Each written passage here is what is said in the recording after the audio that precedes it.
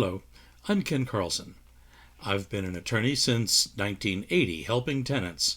I'm a graduate of UC Berkeley and Loyola Law Schools, and I operate the caltenantlaw.com website.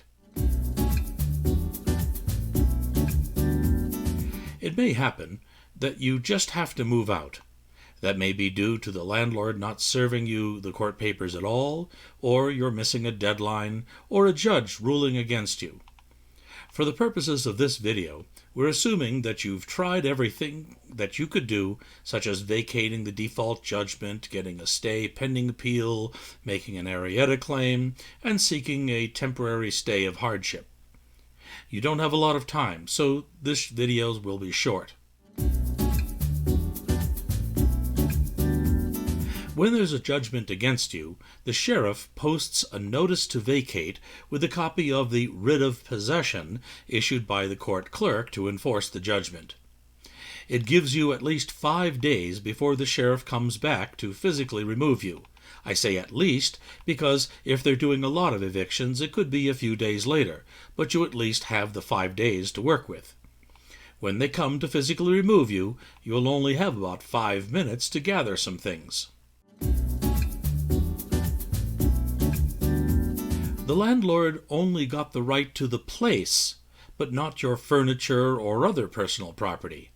Whatever is left inside the place after you are locked out is still yours, and you need to arrange to get it. The landlord is required to protect your property and cannot just throw it out, even if they threaten to do that, just to scare you.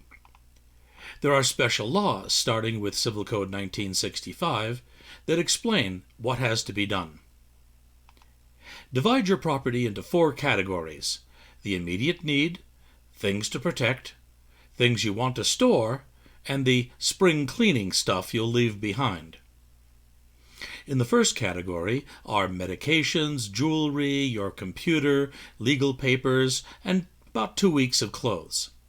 You put most of that in your car, so you only have the medications and your computer to grab when they finally come. In the second category are the things to protect, which are sentimental items, artwork, delicate things, electronics, and the rest of your clothes that you want to keep. You find a public storage locker and put all that in there. You want to get that stored before the lockout so you have peace of mind.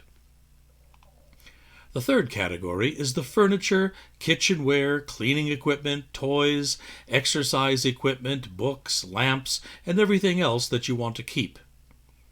After the lockout, you can come back to get this stuff if the landlord has not already moved it to a storage locker. For the first 2 days after the lockout, the landlord can't charge anything for you to get your stuff.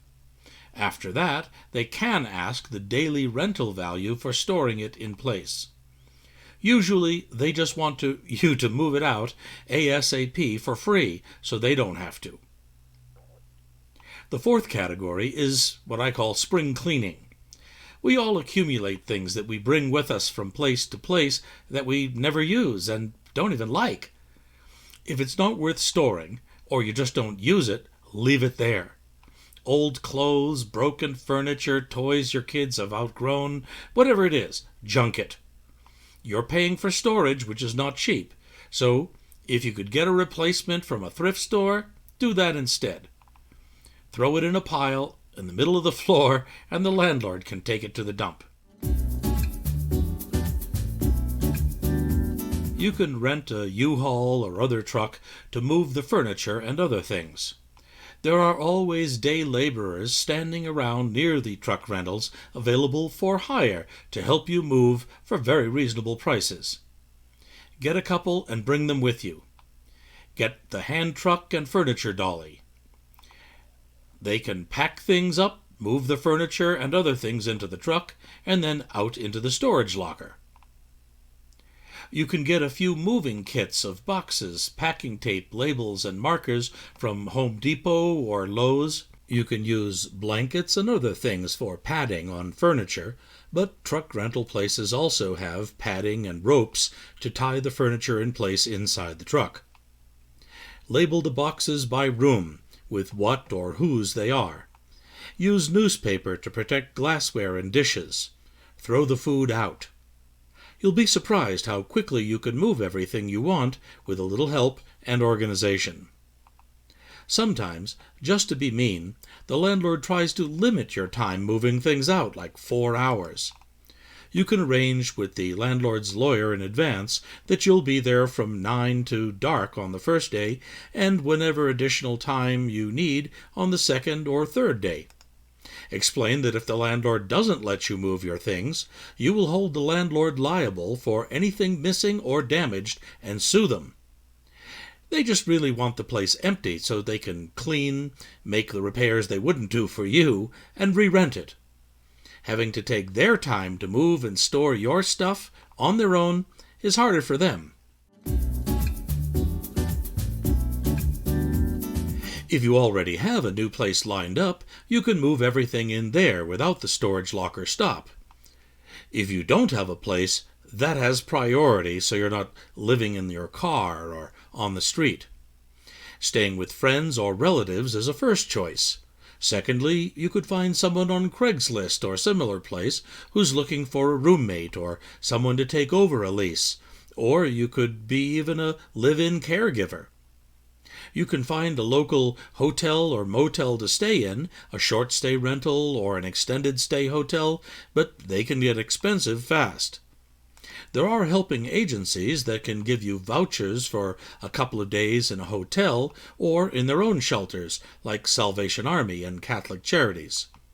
The explosion in homelessness in America has overloaded all the normal helping agencies. Don't forget to get a new mailing address as soon as possible, like a P.O. box, to put on a change of address form to file in the court and serve on the landlord's lawyer. If you don't do that, important legal notices will be sent to your old address instead. You also should file a change of address with the post office so they deliver to your P.O. box instead.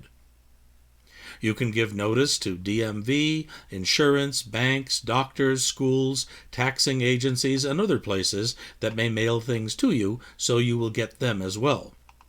Also, be sure to register to vote when you find a new apartment to rent. You got sucker punched in round 1, but you can take that case up on appeal and win there. You can sue the landlord for wrongful eviction and everything else whenever you're ready within the statute of limitations. The landlord thinks that you're devastated and he's rid of you forever, that he got away with whatever he did to you. You can come back against him, and he's totally unprepared for being sued by you. Watch the Sue Your Landlord video to find out more about this.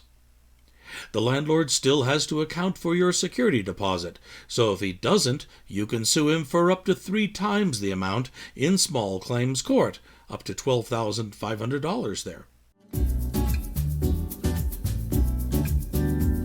If you appeal the judgment, or if the judgment is only a default judgment entered by the clerk, there is no record of the case being filed against you, so you're not blacklisted when you go to apply for a new apartment.